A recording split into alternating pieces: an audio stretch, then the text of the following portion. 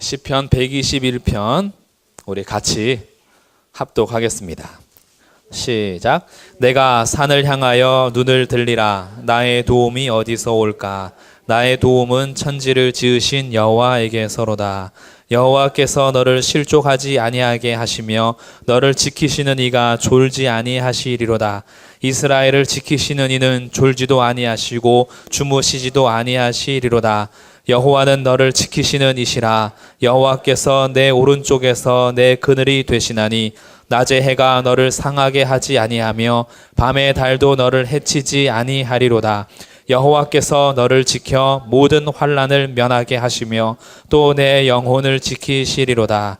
여호와께서 너의 출입을 지금부터 영원까지 지키시리로다. 아멘. 아멘. 오늘은 가정을 위한 세 번째 가정을 위한 기도라는 주제로 시편의 말씀을 계속 나누고 있는데 세 번째 시간입니다. 첫 번째는 하나님의 주권을 인정하는 가정에 대해서 같이 나누었고요. 두 번째 시간에는 하나님을 경외하는 자들에게 주시는 복된 가정에 대해서 우리가 말씀을 나눴습니다. 오늘 세 번째 이 121편은요. 하나님의 보호하심과 지키심에 대한 확신을 갖자라는 기도입니다. 하나님의 보호하심과 지키심에 대한 확신을 갖는 가정. 그래서 우리 가정을 위해서 오늘 기도할 주제는요. 하나님이 우리 가정을 어떻게 하세요? 보호하신다. 하나님이 우리 가정을 지키신다. 여기에 대해서 확신을 갖자. 이것이 오늘 121편의 주제가 되겠습니다. 121편 옆에 보시면 부제가 달려 있잖아요. 성전에 올라가는 노래. 이것이 121편만 그런 것이 아니라 120편부터 134편까지가 이 부제가 달려 있어요. 15편입니다. 120편부터 134편까지는 성전에 올라가는 노래라는 그 주제로 묶여 있는 시예요. 그럼 성전에 올라가는 노래라는 것은 예루살렘 성전을 의미하면서 예루살렘 성전을 향하여서 예배하는 자들이 하나님 앞에 올라가면서 부르는 노래였다라는 거예요. 근데 15편의 시편 중에서 우리가 지금 가정이라는 주제로 나눠보고 있는 거예요.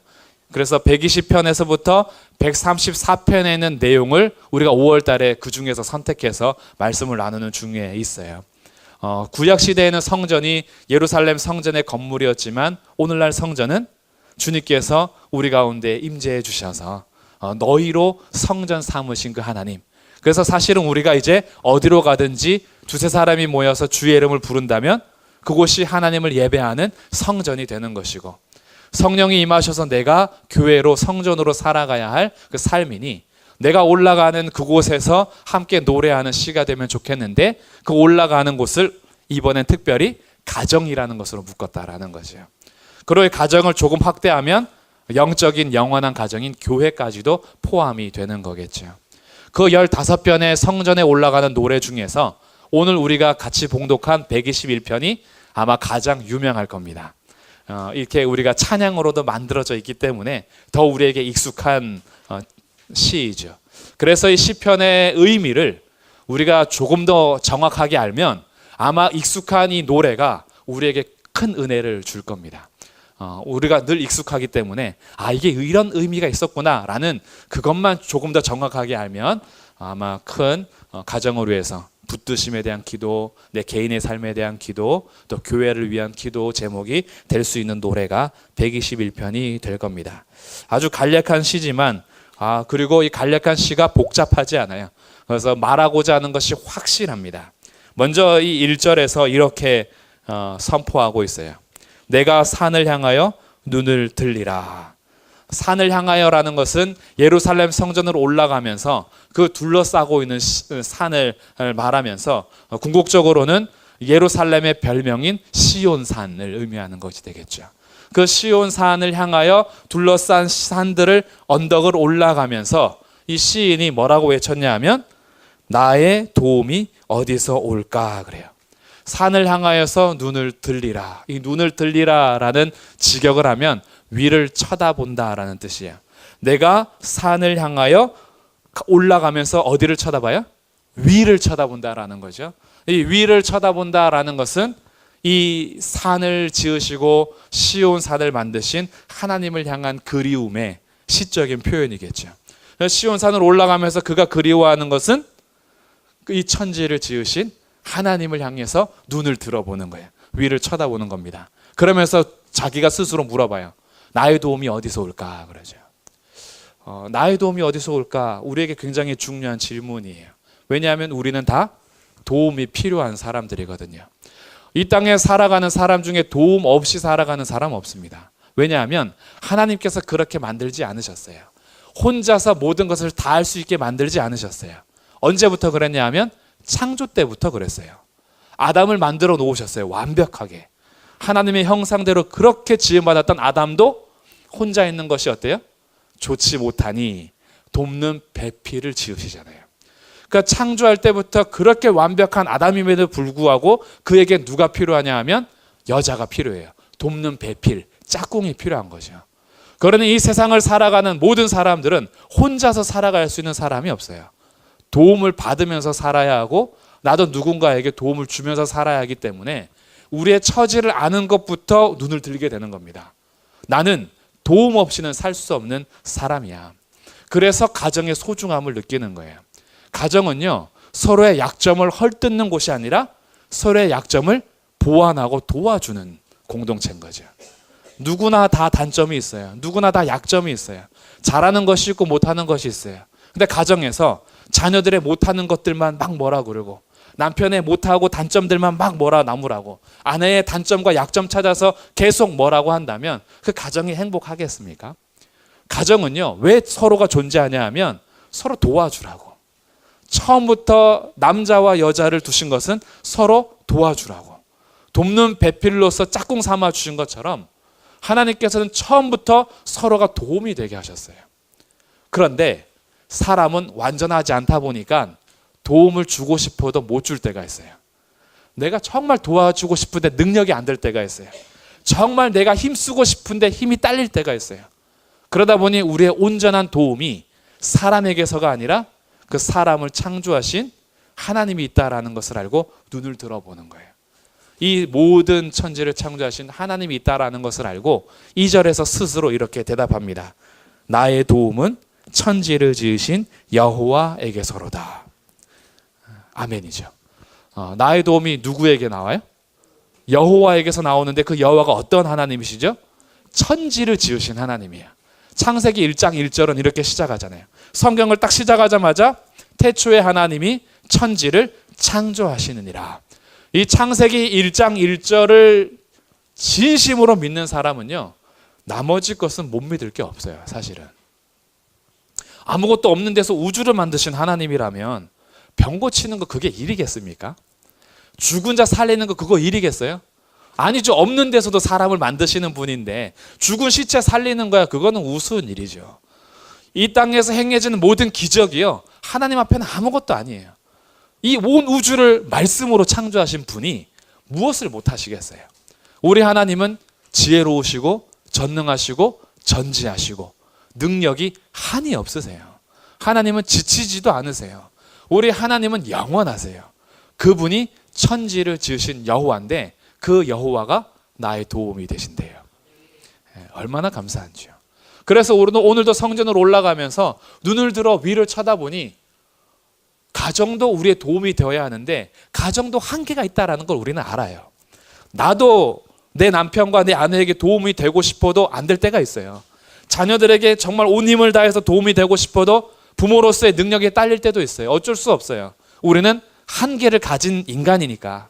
근데 우리의 근본적인 도움이 어디서부터 나오나 봤더니 눈을 들어 위를 쳐다보니 천지를 창조하신 여호와에게서 도움이 나온다. 그래서 고백하는 겁니다. 나의 도움은 천지를 지으신 여호와에게서로다.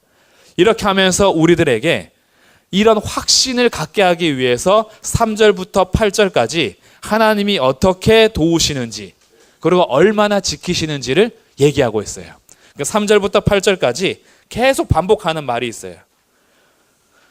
그 7번에 나누어서 그가 우리를 설득하고 확신을 갖게 도와주는데, 첫 번째, 여호와는 너를 실족하지 않게 하신다.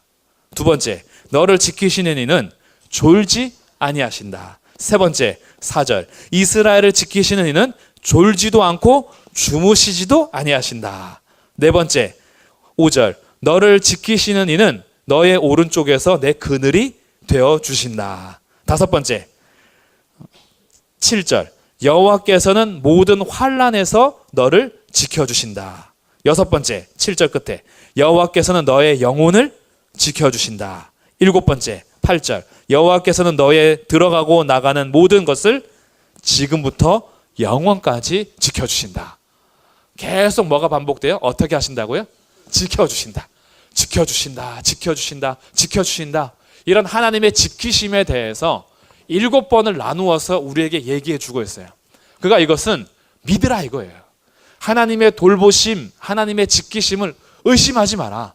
하나님이 얼마나 너를 도우시고 얼마나 너를 지키시는지 그것에 대해서 확신하면서 얘기해 주고 있어요. 그럼 이 부분에 대해서 조금 더 한번 살펴본다면 3절 너를 실족하지 않게 하신다라는 의미는 무엇이냐 하면 실족은 발을 헛디뎌서 넘어지는 거죠. 그 발을 헛디디기 전에는 내가 흔들리거나 비틀거림을 의미해요. 어떤 위협 가운데 나를 넘어지게 하는 장애물 때문에 내 발이 뒤틀리는 순간 이미 내 마음도 흔들리면서 넘어지는, 그래서 순례자가 길을 가다가 넘어지는 것은 때로는 작은 찰과상으로 끝날 때가 있지만 어쩔 때는요 낭떠러지로 떨어지는 위험한 상황이 있을 수도 있어요. 그러니 너를 실족하지 않게 하신다라는 것은 성전으로 올라가는 순례자, 천국을 바라보며 이 땅에서 하나님의 나라로 교회로 살아가는 나그네 인생길에 우리의 발걸음을 붙들어 주신다라는 의미예요.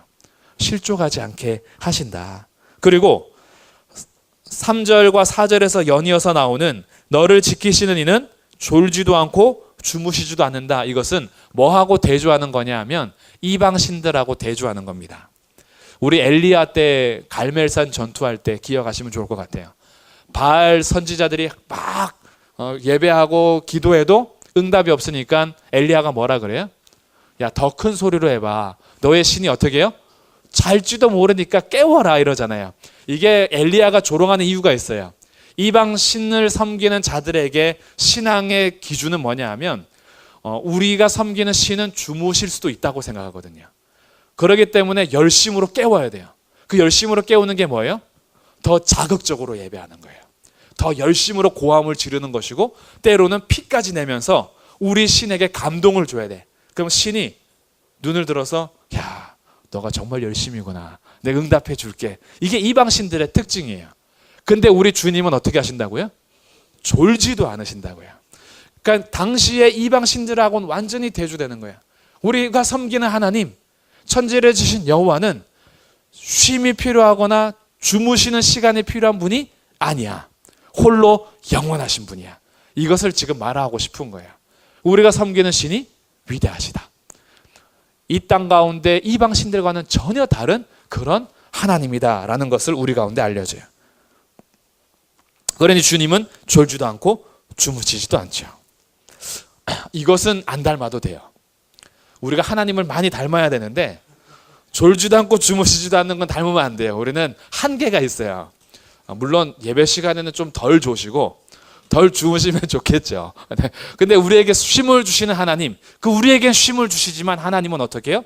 우리를 지키시기 위해서 졸지도 않고 주무시지도 않는다라는 거죠. 얼마나 감사한지요. 그리고 또 이어지는 오른쪽에서 그늘이 되신다는 5절 말씀은 어떤 의미냐 하면 오른쪽, 오른손 하면 이스라엘 백성들이 조상이 아버지가 아들한테 축복할 때에도 오른손이 더 좋아요? 왼손이 더 좋아요? 오른손이 좋죠. 가지고 있는 의미가 있어요. 오른손은 권력, 권세, 힘, 능력, 탁월한 파워, 이런 힘을 의미하는 것이 오른손이에요. 그러니까 왼손보다는 오른손으로 안수하는 것이 더 능력이 있는 안수라고 여겼기 때문에 오른쪽은 이런 힘을, 이런 의미를 가지고 있어요. 근데 하나님이 내 어디 계세요? 오른쪽에 계시다라는 것은 하나님께서 나의 힘과 능력과 권능과 권세가 되시는데 그 힘을 가지고 나한테 뭐가 되어주세요? 그늘이 되어주세요. 내 그늘. 그늘 하면 왠지 좀 부정적인 의미 같잖아요. 햇빛이 찬란한 데가 좋은 것 같고 낮에 해가 더 반짝반짝 빛나니까 좋은 것 같잖아요. 이때는 무슨 의미냐면 사막의 길을 걸어가고 광야의 길을 걸어갈 때에 순례자에게 반드시 필요한 게 뭘까요? 그늘이죠. 그늘 없으면 땡볕에 머리 다 탑니다. 정말 힘들어요. 그리고 이 광야에서 그늘이 있는 곳은 오아시스가 형성되는 곳이에요. 왜 그럴까요? 나무가 자라려면 뭐가 있어야 돼요? 물이 있어야죠. 그러면 이 나무가 자라서 그늘이 형성한다라는 것은 그 장소는 오아시스라는 거니 지금 하나님이 내 오른쪽의 능력과 힘으로 나의 삶의 쉼과 안식처가 되시는 그늘이 되어주신다라는 거예요. 그곳에서 충전하라는 거죠. 그러니까 우리가 지치고 상할 때 어디에 오시면 돼요? 하나님께로 오시면 돼요. 그럼 하나님께서 나에게 오아시스를 형성하셔서 나에게 다시 충전하게 하시고 휴식을 주시고 안식을 주셔서 다시 일어나게 하신다라는 거예요. 그래서 그 그늘이 되시니까 낮의 해도 우리를 상하지 못하게 하고 밤의 달도 너를 해치지 못한다라고 하는 거예요. 낮의 해, 그 뜨거운 태양, 살인적인 그 빛이, 그 열이 우리를 상하지 못하게 하고 밤의 달은 살을 치는 그 추위에서도 우리를 견디게 하시는, 또 낮의 해와 밤의 달은 좀 다른 의미로도 봐요. 낮의 해는 육체적인 위협으로 봐요. 육체적인 위협. 밤의 달은 정신적인 위협으로도 봅니다. 그래서 이거는 그때 그 사람들의 문화예요. 그래서 이 사람들은 밤에 다닐 때 항상 머리에 두건 같은 걸 쓰고 다녀요. 왜? 이 밤의 달이 내 정신을 해치지 못하게. 그러니까 이런 좀 사상들이 있어요. 그러다 보니 이런 쪽으로 본다면 육체적인 위협도 정신적인 위협도 하나님께서 그늘 되셔서 보호하시기 때문에 우리를 상하게 하거나 해치지 못하게 하신다. 이 하나님이 이렇게 지키신다라는 거죠. 또한 그뿐 아니라 7절에서는 여호와께서는 모든 환난에서 너를 지켜주신대요. 히브리어 원어에는 면하게 하시며라는 단어는 없어요. 그래서 이것은 환난에서 지키신다라는 건데, 환난이라는 것은 뭘 의미하냐 하면 세상의 모든 악, 불행함, 고통, 이런 모든 것이 환난이에요. 하나님께서 이 세상의 어둠 속에서, 악한 데에서, 불행한 것에서, 고통스러운 것에서 너를 지켜주시겠다라는 거죠. 그리고 우리의 육체와 정신뿐 아니라 영혼까지도 지켜주시겠다라는 거예요. 그래서 주님이 현세뿐 아니라 내세까지도 지켜주시겠다라는 거죠. 이 땅에서 인생뿐 아니라 우리의 영원한 삶까지도 주님께서 지켜주시겠다라는 거예요. 그리고 마지막 7번째 8절은 지금만 지켜주시는 것이 아니라 언제까지 지켜주세요? 영원까지 지켜주신대요. 무엇을요? 너의 출입을, 들어가고 나가는 모든 삶. 이것을 좁게 본다면 교회, 성전에 올라가고 나가는 삶을 말하는 것이고, 넓게 본다면 우리의 모든 인생을 말하는 거예요. 너가 어디에서 들어가고 나가든지 하나님은 너의 출입을 지금부터 영원까지 지켜주시겠다. 이 노래가 성전으로 올라가면서 불렀던 노래라는 거예요. 그래서 이 노래가요, 이들만의 노래가 아니라 오늘 우리의 노래가 되기를 주님의 이름으로 축복합니다. 확신하세요. 하나님이 나를 버리지 않으세요. 하나님이 나를 지켜주지 않는다라는 불안에서 떨지 마세요. 내가 지금 눈앞에 있는 환난 때문에, 내가 지금 잠시 실족한 것 때문에, 낮에 해가 너무 뜨거워서, 밤의 달이 너무 차가워서 그것 때문에 하나님의 보호하심과 지키심에 대해서 불안해하거나 염려하지 말라는 거예요. 시편 121편은 우리에게 이런 확신을 줍니다. 하나님은 나뿐 아니라 우리의 가정을 반드시 보호하시고 반드시 지켜주신다. 이 확신을 가지고 기도하자는 거죠. 그래서 우리의 기도가 능력이 있는 거예요. 우리의 기도는 힘없는 게 아니에요. 기도하면서 불안해서 기도하지만 하나님이 지켜주실까? 그렇게 불안해하지 말라는 거예요. 확신 가지고 기도하자는 거죠. 하나님이 반드시 지켜주신다. 하나님이 영원토록 나를 보존하시고 보호하신다. 이런 확신을 갖자라는 겁니다. 그래서 이 노래를 같이 흥얼거릴 수 있는 거예요. 우리가 어디에 있든지, 성전된 우리들은 이제는 내가 어디에 있든지 이 노래할 수 있어요. 내가 산을 향하여 눈을 들어보리라. 나의 도움이 어디서 올까? 나의 도움은 천지를 지으신 여호와에게서로다. 여호와께서 나로 실족하지 않게 하시고, 여호와께서 나를 지켜주시는데 졸지도 않고 주무시지도 않는다. 여호와께서 내 오른쪽에서 능력이 되셔서 나에게 그늘이 되어주시니 낮의 해도 밤의 달도 나를 상하게 하거나 해치지 못할 것이다. 여호와께서 나를 지켜주시는데 얼마나 지켜주시는지 모든 환난에서 나를 지켜주실 뿐 아니라 내 영혼까지도 지켜주시고 지금부터 영혼까지 나의 모든 발걸음 들어가고 나가는 출입을 하나님께서 지키신다. 이 노래를 같이 어디에 있든지 할 수 있다라는 거예요. 그래서 요즘 겪고 있는 어려움이 무엇입니까? 요즘 우리 가정의 위기는 무엇입니까? 우리 가정을 지키시고 보호하시는 분은 하나님이십니다. 어찌할 바를 몰라서 혹시 불안하고 염려가 되어서 너무 무거운 짐을 지고 계시는 중이십니까? 천지를 지으신 여호와께서 우리를 도와주십니다. 누군가의 도움이 필요한데 혹시 땅만 바라보고 계셨습니까? 정말 간절한데 누군가 정말 도와줬으면 좋겠는데 이 땅에서 혹시 내 눈을 고정했다면 내 눈을 들어서 위를 쳐다보십시오. 그러면 우리의 도움이 하나님께로부터 옵니다. 험하고 어지러운 세상에서 우리 형제들을 하나님이 지켜주실까? 우리 가족들 내가 다 돌볼 수 없는데 하나님 돌봐주실까? 우리 자녀들 생각하면서 이렇게 악하고 험한 세상 속에서 우리 자녀들 건강하게 잘 자랄 수 있을까? 혹시 걱정과 근심이 쌓인다면 오늘 이 말씀을 가지고 확신을 가지시는데 하나님께서 지키십니다. 하나님께서 어느 정도로 지키시냐 하면 우리의 가족과 자녀를 돌봄에 있어서 우리 형제들과 우리 부모님을 지키심에 있어서 졸지도 않고 주무시지도 않으십니다. 혹시 힘들고 지쳐서 낙심이 되고 넘어져서 도무지 일어날 힘이 없는 가운데 있으시다면 오늘 우리에게 그늘이 되어 주셔서 오아시스에서 충전시키시는 하나님의 지키심을 바라보시고 믿으십시오. 이 땅의 악에 대한 무서움, 불행한 상황이나 고통으로 인해서 혹시 떨고 계시다면 하나님께서 모든 환난에서 건져주시고 지켜주시고 내 영혼을 지켜주심을 믿으십시오. 하나님께서 지금부터 영원까지 우리의 출입을 지켜주실 겁니다. 그래서 오늘은요, 가정을 위해서 기도할 때 이 확신을 가지고 기도하자는 거죠.